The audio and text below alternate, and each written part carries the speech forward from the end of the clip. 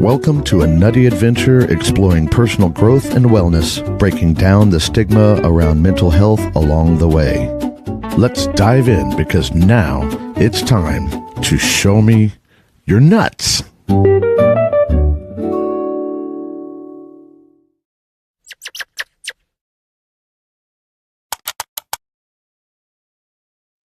Good morning, peeps. It is Thursday. And what happens on Thursday? Show me your nuts, of course. Welcome to the show. Today we are going to talk about the double-edged sword of technology. It's our lifeline to our family and friends, but it's also a massive trigger for many people's 2 a.m. anxiety spirals, especially for seniors or those of us that are acting like the family IT department. Not saying I've been the family yes, I am. Okay. I'm the family IT department. I'm the IT department in whatever office I've ever worked in. I'm the IT department for many of my friends. And I actually enjoy that piece of what I do in life. But today, let's talk about that double-edged sword. Let's talk about how we can use technology to be connected, but it also causes, for some people, causes a load of anxiety. And let's turn that friction into flow. But first, some news from our just news. So this is a conversation-based show where we share personal experiences, perspectives, and ideas. Nothing shared here should be taken as professional advice. We encourage you to take what resonates and leave what doesn't. And the views and opinions expressed in this shared in this episode are based on personal experience and individual perspective. The content is intended for conversational and informational purposes only and should not be considered medical, legal, financial, or professional advice. The Breakthrough Show Network does not verify or guarantee the accuracy of statements made by the participants, nor does Show Me Your Nuts or Stacy Braiuca. Although I will guarantee the statements made by Stacy Braiuca are indeed made by Stacy Braiuca. I can guarantee that part. But this is a conversational show. We encourage you to take what resonates and leave what does not. As you should, probably with anything that you take in, any information. So, it's kind of, I think that's kind of important for all of our information gathering. It's another technology tip, if you will. Take all information in and critically think about it, and know that what came from one person is that one person's personal perspective, one of 8.4 million or so. So thank you for joining me this morning. I I look forward to Tuesday or to Thursdays. We used to be on Tuesdays. I look forward to Thursdays to see, what's going on, to hear from you guys in the audience, what you've got going on. And one of the ways I like to do that is doing the how charged are your nuts energy check. So let's do that now.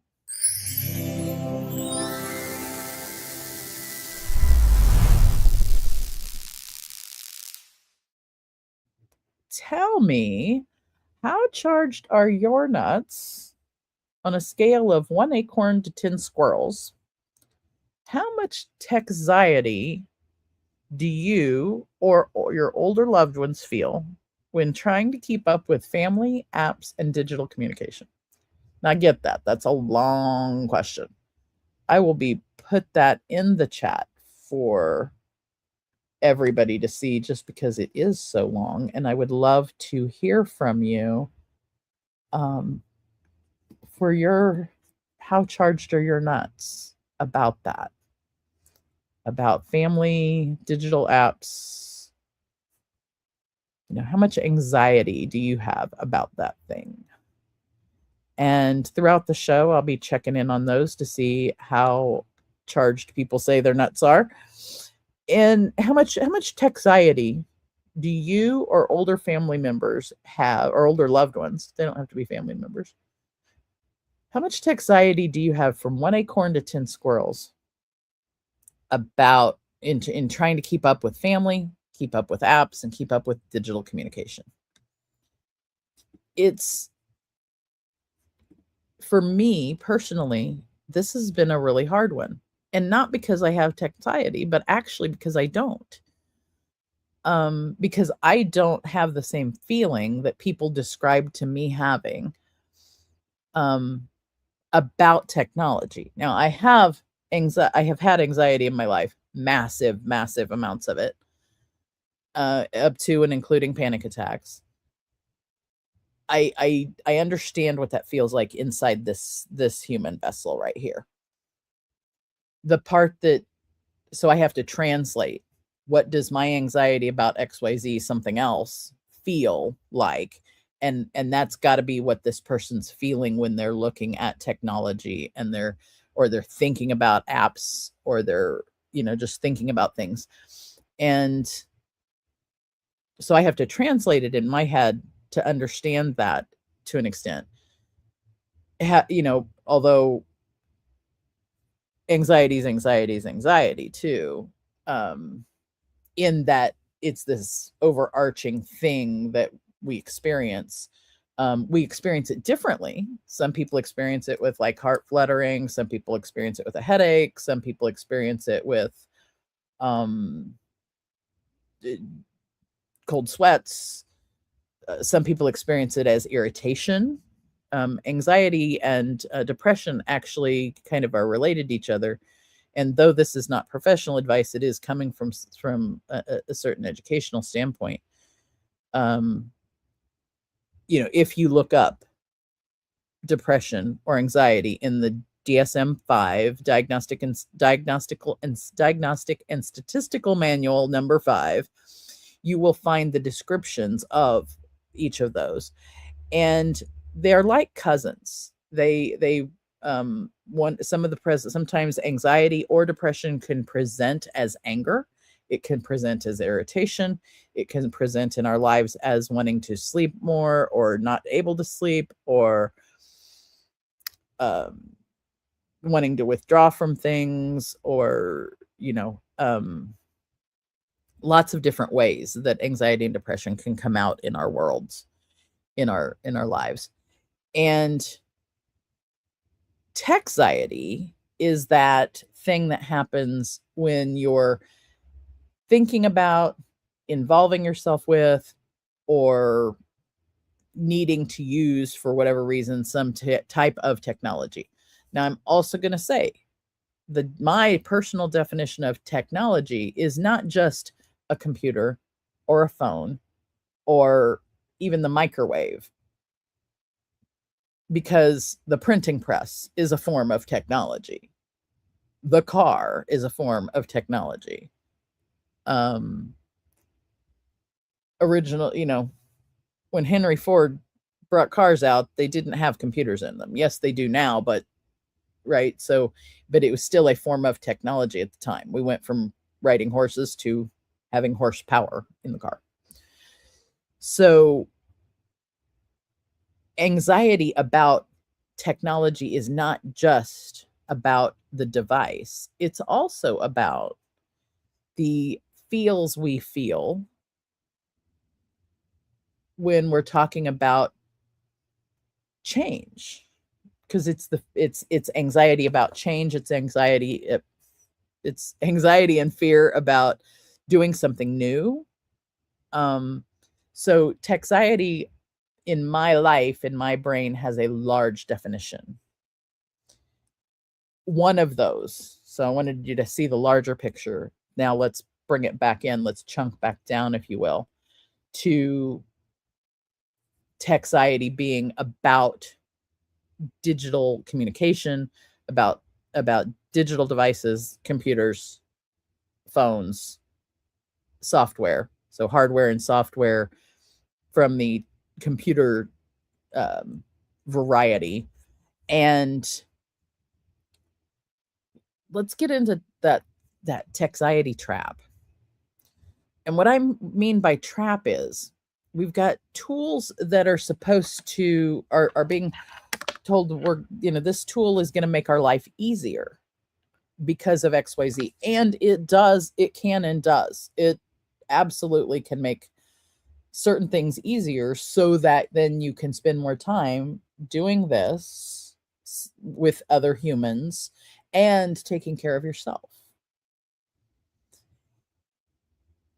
The washing, I'm going to go backwards again to go forwards. The washing machine was introduced to keep people from having to scrub their clothing on a washboard or on a rock in a stream in order to clean their clothing. And so thusly it changed the amount of time it takes to do the thing so that you can get more done or spend more time doing something else. And that's just the spiral of how things evolve. It's how we've innovated. It's how we've evolved as humans in using various things. So when it comes to technology like this, that we're now carrying more in our pocket than they took up on the original Apollo missions. The Artemis missions, they had these in Artemis. Cell phones have now gone around the moon and been used to take pictures of the other side of the moon where humans weren't. So technology's evolutions and humans' evolutions in using these tools to do things, it has made life easier. It has made life more interesting. It gives us different ways of communicating than we used to. We've got from stone tablets to the printing press to writing letters, and then the printing press to, Bell inventing the telephone to, radio, television. And now we carry all of those things in our pocket. You're watching me on a video screen that I'm recording from home because of this technology. It's a journey. And yes, these tools are meant to make life easier, but the device itself or the change from one way of doing things to another triggers overwhelm for millions of people. The overwhelm is this, and this is new. And how do I do this? And I don't know how to do this. This isn't something, this is a new way of doing it. It's the new is what is causing the actual overwhelm. It's the new within what area. And this happens to be new within the area of technology. So it causes overwhelm and it causes self-doubt in things like, oh, if I click here, am I going to break the whole computer, or if I click here, is somebody going to be able to get in my bank account, or if I put my password in here, is this or this or this going to happen? Because those things absolutely can be disastrous for people. And at the same time, some of those things have become ubiquitous. One of the things I'm thinking of in that ubiquity of that is things like what's called multi-factor authentication. So multi-factor authentication is when it asks you to, put in your telephone number so we can send a code to you to verify that it's really you, so that then we can send you X, Y, or Z, whatever else that something is sending you. And to somebody who's never done that before, or is not used to that as the way of verifying what they are, and realize that it's generally a safety mechanism of why am I if I'm putting my password on the computer, why are they sending me a text message on my phone, and where's it going to come into on my phone? Or it says to use an authentication app, and it's like, I don't have one of those. And it gets very confusing very quickly. So I think the understanding of the reasons behind the things, in other words, this thing has been put in place to keep you safe so that hopefully the bad guys don't get a hold of your bank account, or the bad guys don't get a hold of your login here, so that, there. Another issue is passwords. Not using the same password everywhere. My God, please do not use the word password as your password. Do not use your birth dates or your special dates that people can find out, your address, or anything, your phone number, anything that is published out there already. Do not use that in a password. So very quickly, there have been lots of things we've talked about just in the last 5 minutes that this new thing has caused all of these pieces. And that definitely causes overwhelm for some people who know technology. That can cause overwhelm. Someone, and in this case, again, saying technology meaning computers, cell phones, digital technology, I'll say, that can cause overwhelm very quickly. And at the same time, we've got excitement on the other side of things. So the excitement on the other side is, ooh, I can have a video call with my kids who are across the country, and I can see grandkids, or I can see, I can watch, little Mary walk for the first time. I can be a part of something. I can have a hangout with my family all over the world. What? And be able to stay closer because you've had that visual, auditory, and nonverbal communication all in one place with, say, family or friends that are all over the world. So there's this positive thing over here, and then there's these overwhelming, prickly things over here. And it causes lots of feels and lots of challenges for many people. Older adults who are feeling left behind by the digital age. And a personal memory of mine is I'll go back to, as I'm digging backward to find out people who are no longer here. Many of them are no longer here. But as different technologies were introduced in life, I remember my grandparents getting the first microwave any of us had in the family. And this was early to mid 70s, maybe. I'm trying to remember the time frame. Huge piece of equipment, huge, heavy sucker. But that thing lasted forever too. I remember my dad winning a contest. He was a grocery store manager, and he won a display contest for, how he put up a marketing display on the end cap of one of the grocery stores. He won a contest, and we won a VCR. It was the first VCR that anybody in the family had.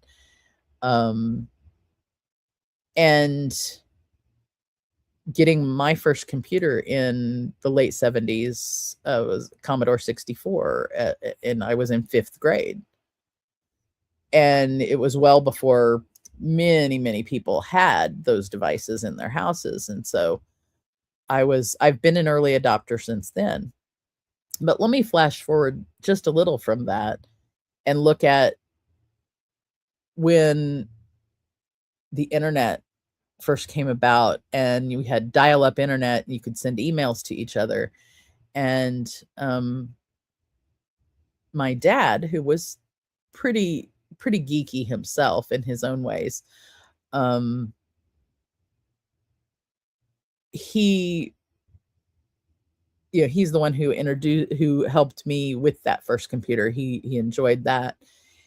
And then, as the internet came out and he was able to, we were sending emails, but I don't,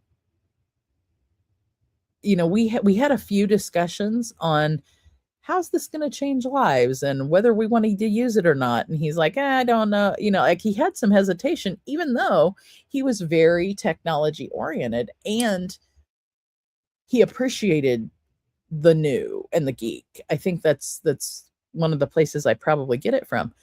Unfortunately, he passed away when I was in my, I was under 30 when he passed away. And I often think, what would he think of this kind of thing now? Like, would he come on Show Me Your Nuts with me and have a discussion about mental wellness and technology and various things? Would he have watched, well, no, this one I know the answer to, would he have watched the Artemis mission last week with me? And he and I would have geeked out over that together for sure.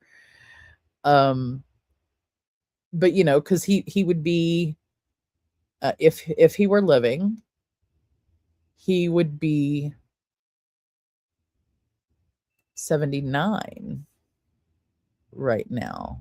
And like, what would that, wait a minute, is that right? I'm trying to math. Yeah, he would be 79 now. And like, what would he think of all of this stuff, right? Because in my brain, he's frozen in time at an age that's actually younger than me now. And so I don't have a perspective on that. The next person in my set of memories of that would be my grandpa. And I remember him telling us, it had to, since my first computer was as young as it was, but we were probably in our 30s-ish, 20s or 30s maybe. And he was telling us that, one of his teachers in school, who was a nun, he was in Catholic school as a child, had told him that, computers were going to like destroy the world, or, be this was what was going to, technology was going to make things something. And they would, that teacher actually had made them learn how to write both with their left hand and with their right hand, so that they would be ambidextrous on purpose. And then also was, had this, however, my grandpa is also the reason I do what I do with seniors, with the technology and anxiety, because he had diabetes, he had Parkinson's, and he had a stroke. So he was then confined to a wheelchair at a super, super high risk for depression.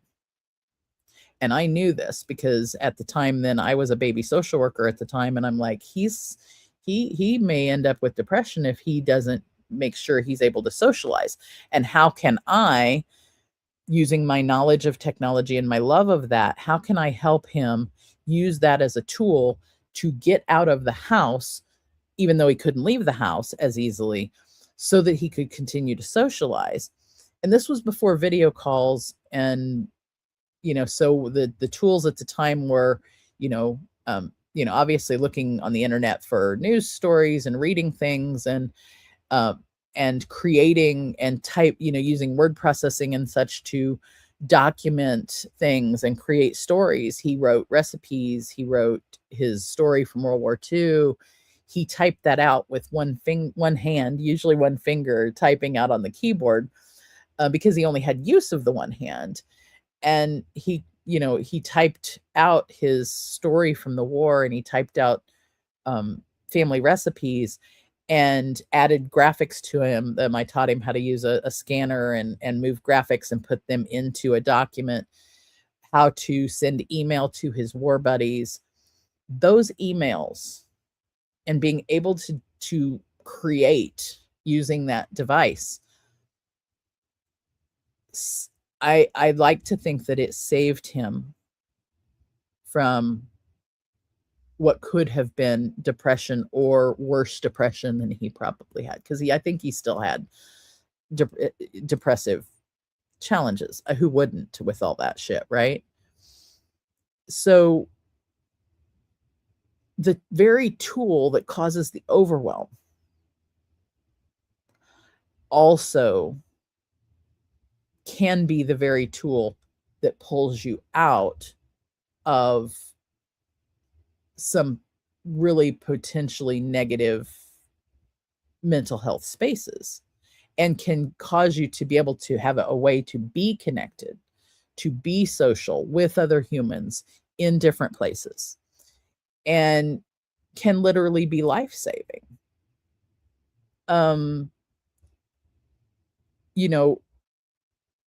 I wonder how many people, how many humans' lives have been saved from wanting to take their own life by having internet availability of information about a 988 phone number, about a hotline, about hotlines, about the risks, about connecting with people, about local organizations, state organizations, federal organizations, international, different programming and different things that people can find anonymously sometimes, like they can find the things without, because maybe they feel ashamed of talking to someone that they know, or even going out in public, and they can look up the information on their own to save their own life. Technology and mental health are intertwined, folks. They are intertwined. The tendrils of it are all mixed up with each other. And so how do we stay connected with kids, grandkids, and communities without feeling like not only do we have 120 tabs open in the computer and we don't know where the music's coming from, but we've also probably got 47 tabs open up here in our brain, and we're like, and I don't know which one of them's causing my stomach to turn into knots, but one of them is, and it's got to stop. How do we do that? So let's talk about a little bit of that, of how do we shift that narrative from empowerment, or from fear to empowerment? How do we shift that narrative from I'm going to break the internet if I click the wrong thing, to I'm capable of learning this. I can learn this. I learned how to drive a car. I learned how to brush my teeth. I learned what 2 + 2 was. How do I do that? How do you shift from, ooh, if I push this button or answer this text, is somebody going to get in my bank account, to, yeah, this is new. It's different. It may take me a minute, and I can learn it. I almost said the word but. One of the tricks is using the word and instead of the word but. That's a whole different episode. to shift to I am capable of learning this and I am excited to do it. I'm excited to learn it. How do you do both of those things? So it's about decreasing the mental wellness challenges and increasing confidence. And one of the best ways to increase that confidence really is to practice. It's to do the things. Do the hard things, practice the hard things, do something that you've never done before. Try something you've never done before. So if you've ever had, those of you who can remember what the card catalog is in our previous lives before computers, those of us Gen Xers, we were born into a world that didn't have lots of digital technology. And we were born into an analog world, and we had to transition into a digital world. And so we learned some amazing skills on the way. And to me, those skills are things that are resilience factors in dealing with digital technology. So let me give you a case in point. Anyone in here who knows what a card catalog is in the library, it's the thing next to the computers where you go if you go in the library and you use the computer to look things up. Yeah, the thing next to it, if they still have them, the big wooden cabinets with drawers and cards in them. They may not even have them anymore so much. They may have they have the digital version. That's what you're looking things up with. Those of you who know how to look things up in a card catalog and how to go find the book after you do that. Let me see if I can shorten this and test my own memory at the same time. Card catalog was a large wooden cabinet of cards that you pulled the drawer out and you looked up the item that you were wanting to find, the book, the author, the whoever, the whatever you were wanting to do. And you found the card, and you would read it, or you would copy the information on that card onto maybe an index card so that you could go find the book in the library. So instead of just wandering around looking for books, you would go to the card catalog first, find the books that you wanted, and look up their information, because the books were shelved on the shelves using the Dewey Decimal System, which is a way of putting books it's a category system still used in libraries, in bookstores, and that's all digitized now. But if you look that up and then you would write the information on the card, and maybe that same card would have other books that were like it, or similar authors or similar things, depending on the systems you were looking at, and you could find other authors. Or you would go find the book, and then in the references of that book, you would look at how, where did they find their information? And so then you would find more books, and then you would look up, oh, I found an author I liked, and they wrote more books. So you'd write the information down on the card, then you would use that would tell you where in the library to go to get that book. And then you would go and collect all of your books, sit down at a table and start doing your work, either reading the books or also gathering other citations from the back of the books or inside the journals, if you were looking at magazines. My point in all of this is the process you would go through to find a book in the library using a card catalog back in the day is not at all unlike writing a prompt on an AI now.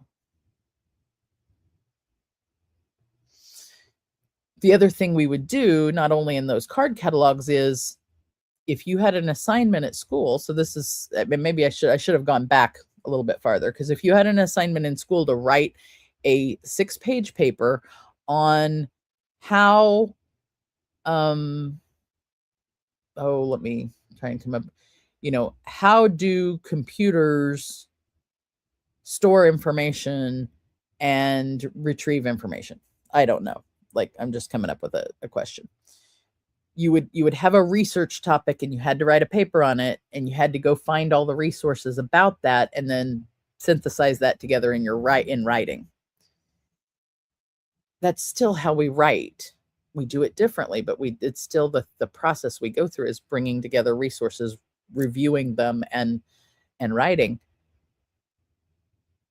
But we would write on note cards. We would write the outline of what we thought the paper would look like. We would go and find resources. We would revise that outline. We would revise, and then we'd put our sources in. We'd find sources that fit in the outline of what we thought the story would be or the research paper would be of what we were writing.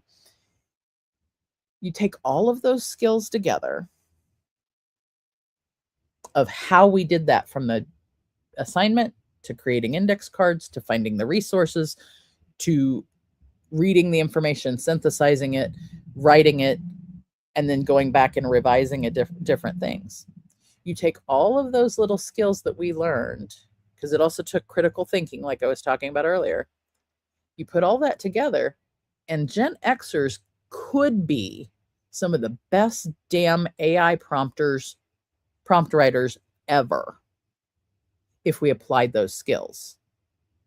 Now, what stops us from applying the skills is not realizing that the skills are translatable, not understanding how to translate them, and having fear of the devices.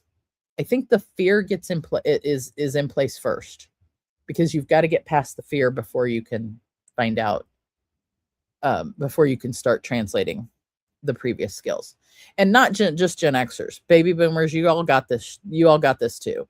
And if my grandparents from the greatest generation were here, they would have it too, because I know beyond a shadow of a doubt, I could teach my grandpa how to prompt an AI to get what he needed, because I taught him how to send email. I taught him how to put,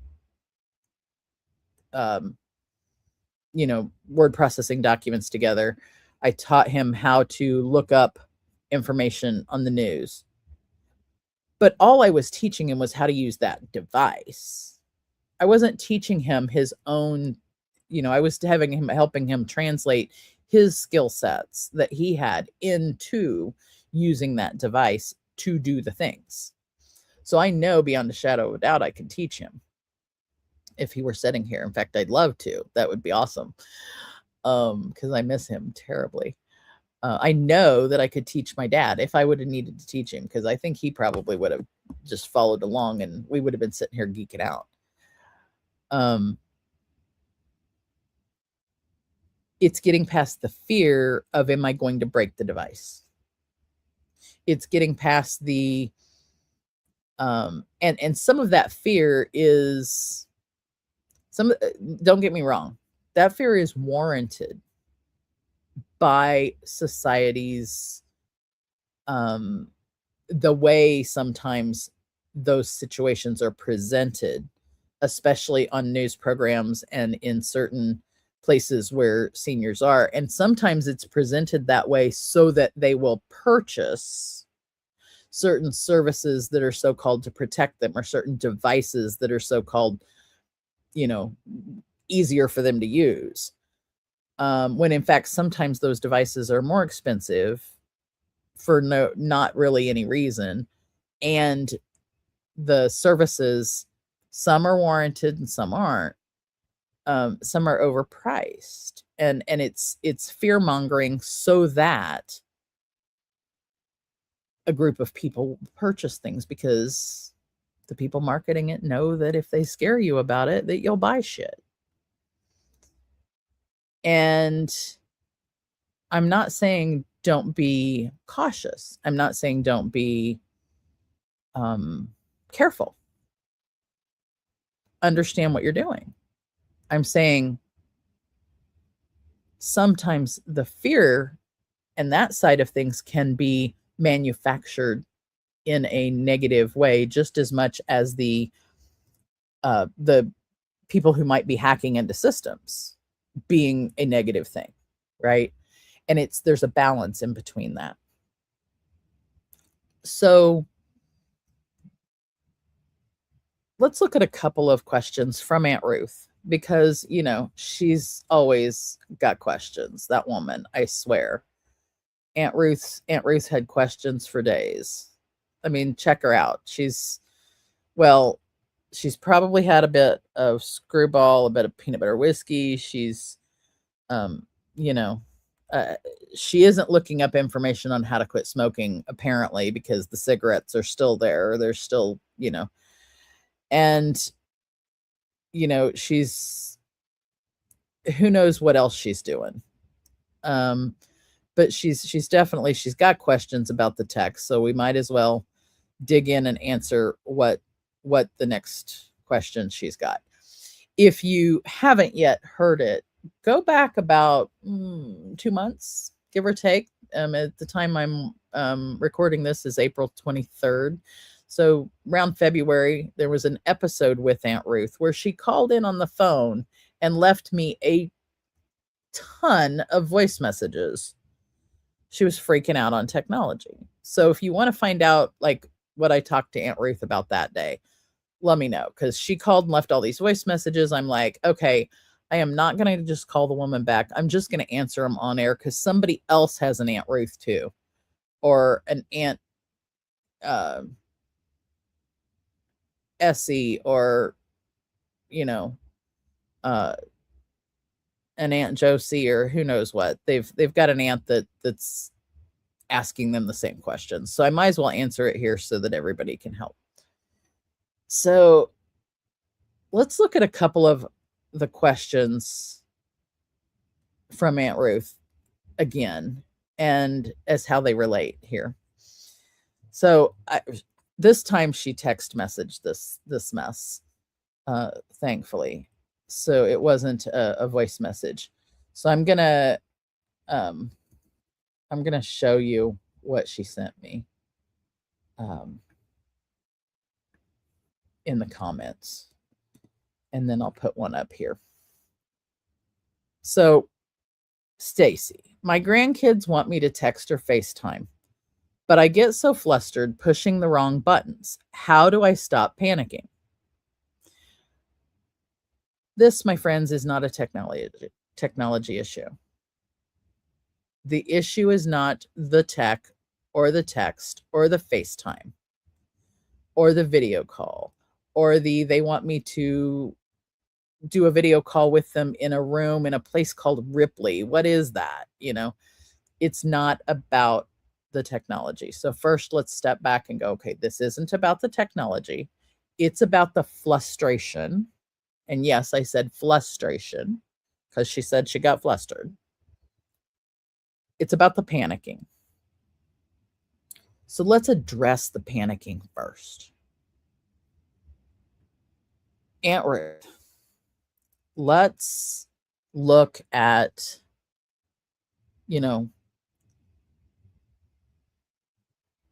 this is new stuff to you. New things cause us to we get scared of new stuff. Like when we were babies, we were scared of like whether to walk or not because we'd fall on our butt.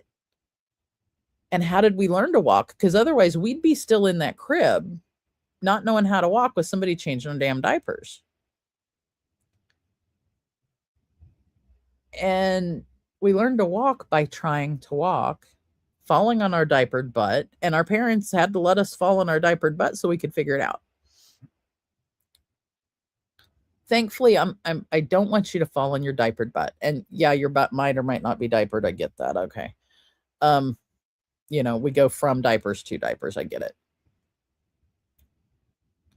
But how do you learn how to do text or FaceTime, but practicing it? So we got a couple things going on here. We got the fear and the panic you got going on. We got, what do you do to practice? What are the pieces? And then we've got practice. Okay. So let's go with the panic first, because you got to get rid of the panic first before you can do anything else. So Aunt Ruth, the first thing I want you to do is stop and breathe. Take a deep breath in through your nose at a slow count of 4. Then hold it. And then out through your mouth. Blow all of the air out. And then do that again before you do anything else. Take in a good deep breath. And feel how when you push that breath out, it relaxes your body. You feel a heavier, vibrating, life-filled feeling in your body instead of a jittery, panicky, tight, scary feeling in your body. Let's do that first. That's the most important part. The most important part of dealing with Techxiety is stopping the Techxiety first. It's recognizing it's there, and then it's stopping it by using something like breathing.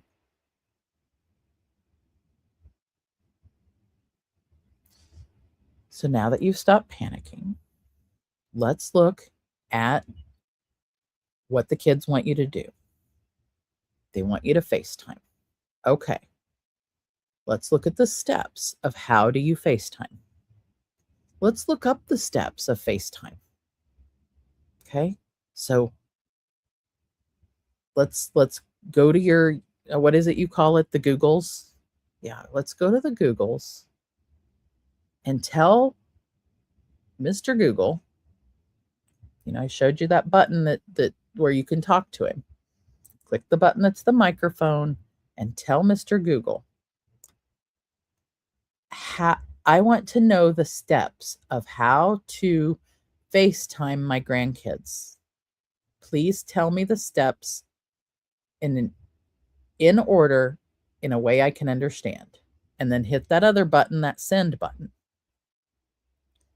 Mr. Google's going to do its thing, and then he's going to come back and give you the steps. Then remember how I taught you how to take a screenshot of that so it was saves in your pictures? Yeah, do that, or take your notebook and write down everything that's on the screen. In fact, do that. Take the steps that Mr. Google gave you and write them down in your notebook. Okay. Then follow the directions. And if you push a wrong button, it's okay. You probably aren't going to break the thing. It might get discombobulated. You might have to go to the Best Buy geeks, or you might have to call me, and it's okay. So after you do that, you've got your directions. That way, those directions are there every time you need them. And the more you practice it, we're going to be talking 2 months from now, and you're going to go, yeah, I FaceTime my friend Mary. We talked about the guy downstairs. We talked about what he was having for, okay, let's just not even go in what you're talking about, the guy downstairs. I know how you and those, you and the crew get there. But you stopped panicking about FaceTiming with the kids. So I'm happy about that. I'm super happy about that.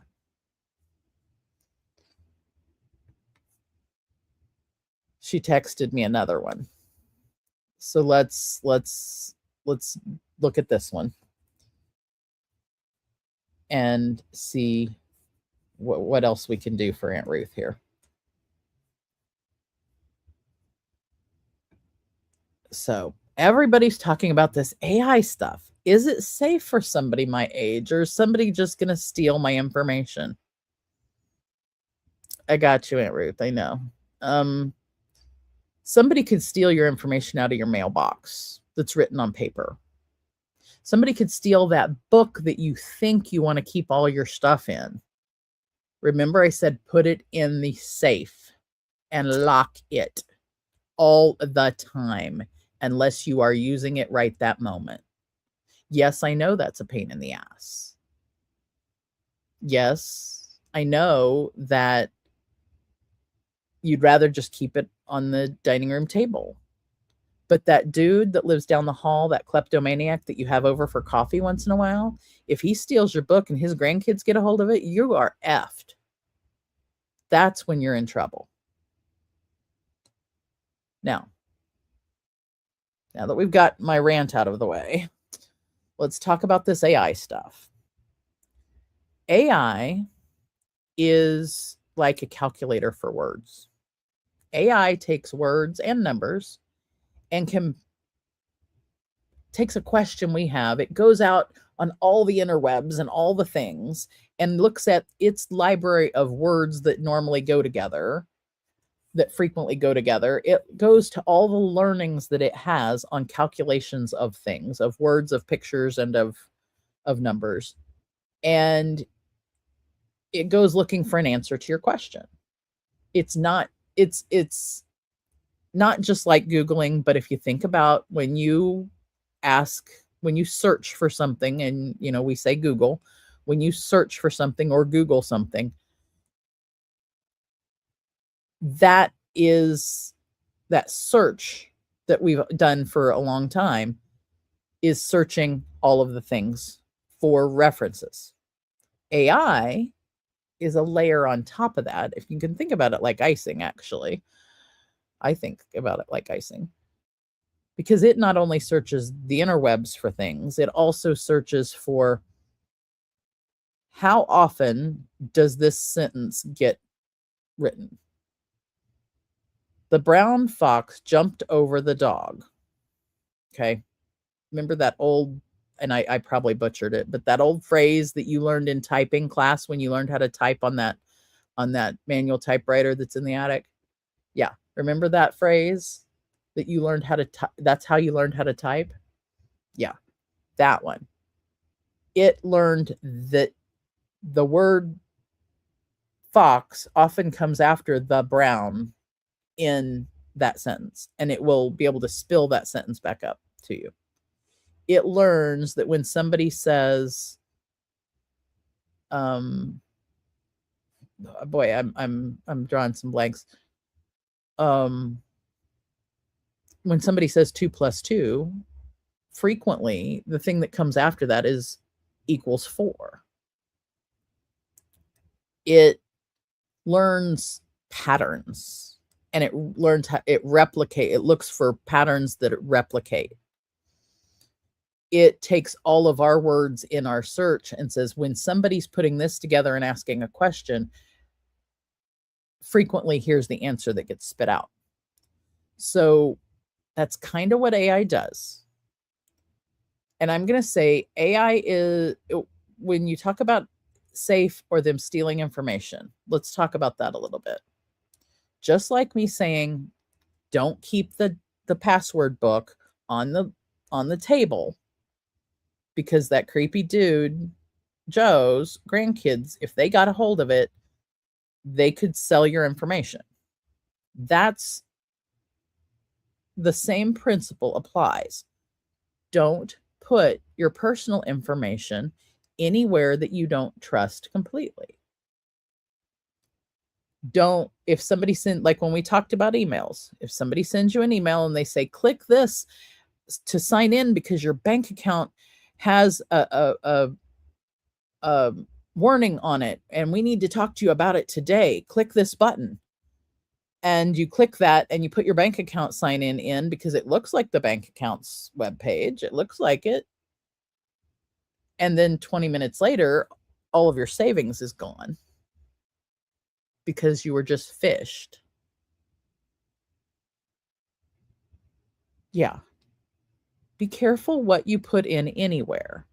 In a Google search, in an AI, answering any emails, answering phone calls. Don't just hand out your birth date, your social security number, your address. Make sure you know who you're giving information to. And if you're worried about it, yep, consult your family IT department. But you're getting good at this. You're getting good at this because you're practicing. And these skills they're things that you're practicing now, and they're becoming part of you. So you're getting good at it. Just like you learned how to make that recipe for, what is it? Pineapple carrot cake. Oh, that thing. Just the first time you made that, you probably had no idea what you were doing. I don't care if you were 11 when you made it first, but you've practiced that thing and you know how to make it in your sleep now. This isn't any different. Practice being careful with it. AI is great for learning things like, oh, I have pineapple in the cabinet, I have carrots in the fridge, I have sweetened condensed milk, I have this, I have that, I have the other, and whatever, all in this is what I have in the cabinet. Give me a recipe. AI is awesome at that kind of thing. It can take all those ingredients and make you like 6 different kinds of recipes you could make. So instead of just searching for a recipe that has this, this, and this in it, you tell it what you've got and say, build me a recipe, and it will make you a recipe. Now, I'm not going to say they're all good, and they sure in the hell are not your pineapple carrot cake. But AI can be safe. It can be good for those things. So I'm going to share with you guys one last thing that if you're interested and would like to learn about technology even more and how to deal with your Techxiety, there is an event coming up April 28th from 1 to 2:30 p.m. Central Time, and it's called the Tech Relief Room. It is a workshop. It's a paid workshop, but it is for people who want to learn about technology and who are dealing with that anxiety. We're going to be for a small group of people. We're going to take a deep dive and go into more ways that we can take care of how we're feeling about things. And then we're going to take a dive into the technologies and what really does what and how to do it. So it's with my friend Paula Allen. She's been on the show. She was on like the 2nd or 3rd show of Show Me Your Nuts. And she and I are going to tag team into the Tech Relief Room. And you can get there by going to stacybraiuca.com/events and look for Tech Relief Room and sign up. There's one in April, and there's actually going to be one in May.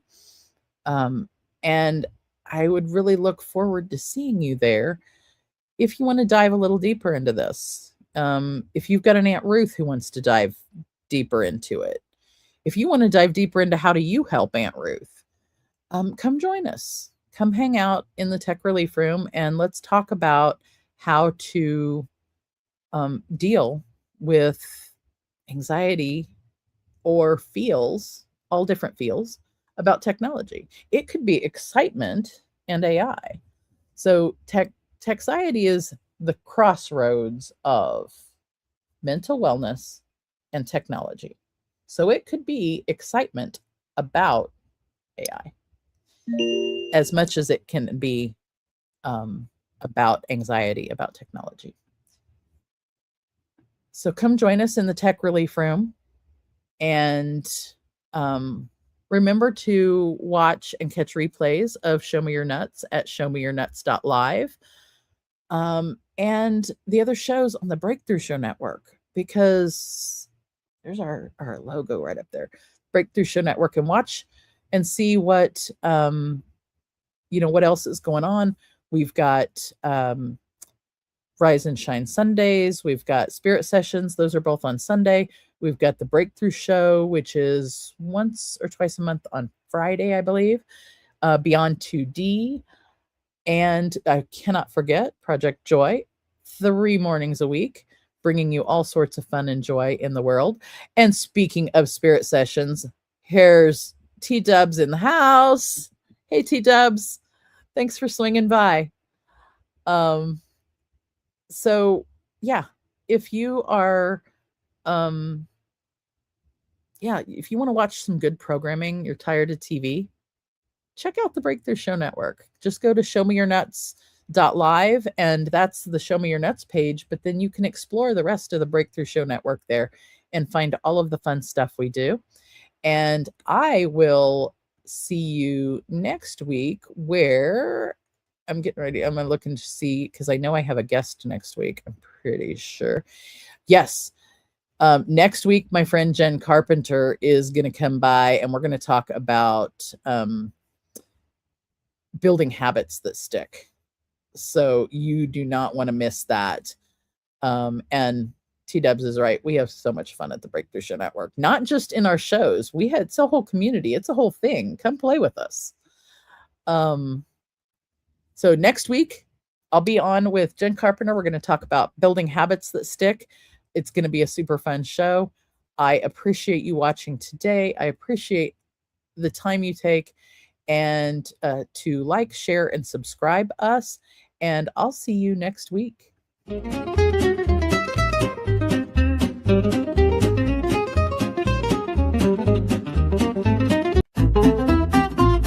Thank you for joining us on this nutty adventure.